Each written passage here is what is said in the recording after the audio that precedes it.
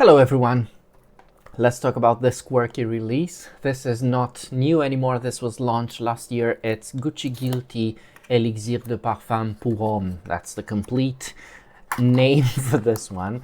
And I say it is a quirky release because it is. It is a quirky release. And I'm talking about the smell, not necessarily the bottle. The bottle is beautiful. Oh my goodness. The cap is very strong. I love the color. I love the how small it is. This is a 60 milliliter, and it is called Elixir. You know, in the fashion of the zeitgeist. You know, it is how it is these days. Ever since Sauvage Elixir, everybody's launching an Elixir. Guerlain have done it. Paco Rabanne have done it. Everybody's doing it, and Gucci couldn't not do it. This is also mentioned as a parfum, which is, you know, I don't think these are extrays, but let me tell you, this is extremely potent. So it might be an X-ray, although it doesn't necessarily feel like an X-ray. This is, I don't want to spray this on my skin, not because I don't love it. I do, in its own quirky way. It is very beautiful, but it is just so potent. It is obnoxious. Yeah, this is the type of fragrance that is so obnoxious. It feels very much like its other colleagues on the shelves of mainstream perfumery, and not only mainstream perfumery. I shouldn't be bashing that, as I don't think it's deserved. There's a lot of niche fragrances that smell like this, and A Pomme from Maison Francis Kurkdjian is quite a close relative. And when I smelled this at the perfume store, this is exactly what I felt. This is so close to so many fragrances. Most of them are very nostalgic for me, and this is what pushed me to get it and to love it. But at first glance, I think I thought, Versace the Dreamer. Then I thought Jean-Paul Gaultier Le Male, and I'm talking about the old ones, not the million of flankers of Jean-Paul Gaultier Le Male, which I don't even care about anymore. I never cared about them, to be honest, with one exception. That one was Fleur de Mal, which also smells like this to some degree, because I did mention A Pomme pour Homme. There's so many fragrances that are similar to this, and this feels like a quirky little jumble of all of them.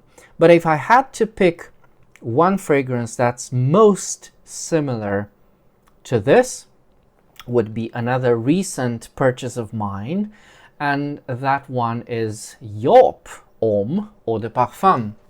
They are so similar. The difference between them is the freshness of this beautiful orange blossom. I think orange blossom is what defines this fragrance. It makes it zingy, it makes it white, it makes it stand apart. But I was trying to say that there's also so many fruity notes in this. So many fruits. And they're all byproducts of the ingredients, I should say. It is a fruity, powdery orange blossom, this one. It feels exotic in the sense of, you know, it's a warm tropical scent. It's got a bit of freshness, but as I said, this is the type of obnoxious, amber woody type of scent that I can barely stomach, and I only got it because it's only 60 milliliters. Who am I kidding? I'm never going to finish this. It is something I wanted to have, and the color, especially the color of the box, is exactly how this fragrance smells like. As I said, it's a jumble. It's not to say it's not beautiful, and it's very attractive in its own right. Now let's look a bit on the notes. This was done by Quentin Bisch, and the notes are orange blossom, nutmeg, pimento seeds, orange blossom again, orris and osmanthus. You can tell there's a bit of saltiness to this. As I said, it's a warm, salty, tropical type of scent that's very much unisex. And there's vanilla, which you can't tell. There's benzoin, which you can definitely tell. And a bit of ambrofix, they call it, which is to say probably another derivative of ambroxane. Let me just check. Smell is ambery. It's a mixture of iso-E super and ambrox. Cedarwood, floral, leather, tobacco, dry musk, balsamic, amber-like. Oh my god, this is just amberwood. Just like, let's get real. This is just the smell of amberwood. And it is, as I said, it's obnoxious and it's there. And it is overpowering the entirety of the scent, although it is pretty restrained. If it would a hair in the wrong direction and this would have been a disaster. As it is, I think it's great. I think Quentin Bisch did a very good job. And I wasn't expecting to like this. It's just something I smelled not out of curiosity, but out of duty, you know. Let's smell the latest Gucci. And I have to say, this latest Gucci is one of their best releases since Gucci Guilty Absolute, which is, you know, some of you may not like it, but it's definitely one of my favorites. It's got nothing to do with Gucci Guilty Absolute, but there is a certain woodiness and a certain... because I think that one had a bit of cypress, quite a bit of cypress in it.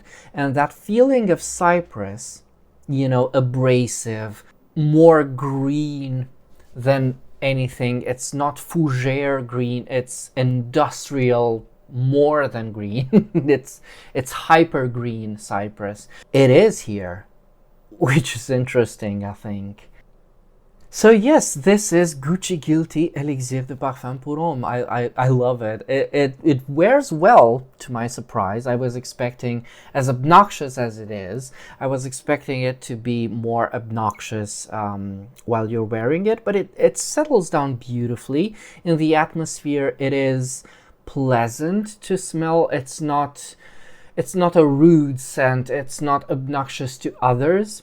However, for me, it is too powerful. It's something that I can wear only 1 or 2 sprays at most. But you know, this is what people want. They want to be smelled from afar.